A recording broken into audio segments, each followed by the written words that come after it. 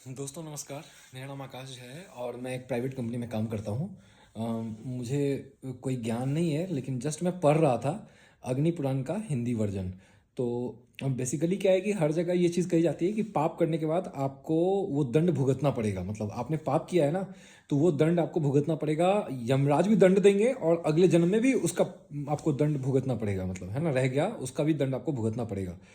पर आपको एक चीज़ सुनकर आश्चर्य लगेगा कि जैसे कि आपका कोई दिक्कत चल रही है तो हम लोग उसका निवारण करते हैं, यज्ञ करते हैं कि चलो पहले से ये चीज़ चल रही है तो अभी हम इसका निवारण करते हैं तो ये हो जाएगा। लेकिन अभी जो हम कर्म कर रहे हैं उसका निवारण क्या?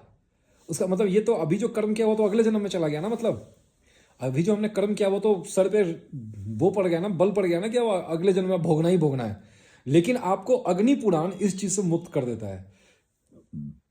मुझे नई नॉलेज है कोई, मैं बस हिंदी वर्जन उसका पढ़ रहा था अग्नि पुराण का। तो अग्नि पुराण में लिखा हुआ है कि अग्नि पुराण का में ये कहना है कि आप जीते जी जिस शरीर से पाप कर रहे हैं आप उसी शरीर से प्रायश्चित भी कर लीजिए।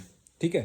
तो 169वां अध्याय है, 169वां अध्याय है अग्नि पुराण में, जिसमें पाप एवं प्रायश्चित बताया गया है।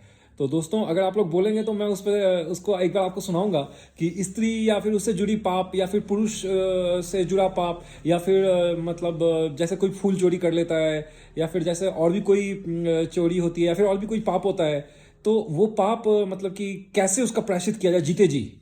आप इसी जीवन में कैसे उसका प्रायश्चित कर लेंगे। तो ये अग्नि पुराण है जो आपको मन की कुंठा से दूर करता है। तो है गरीब भगवान की जय बोल करके ये वीडियो मैं आप लोगों को पोस्ट कर देता हूँ। आप लोग देखिए और बताइए कि वो पाप और प्रायश्चित वाला डिटेल बताऊँ या ठीक है। ठीक है। तो अग्नि पुराण में 169वां अध्याय है, जहाँ तक मुझे याद है। हाँ, 169वां अध्याय है। तो है गरीब भगवान की जय बोल करके जय अग्नि पुराण।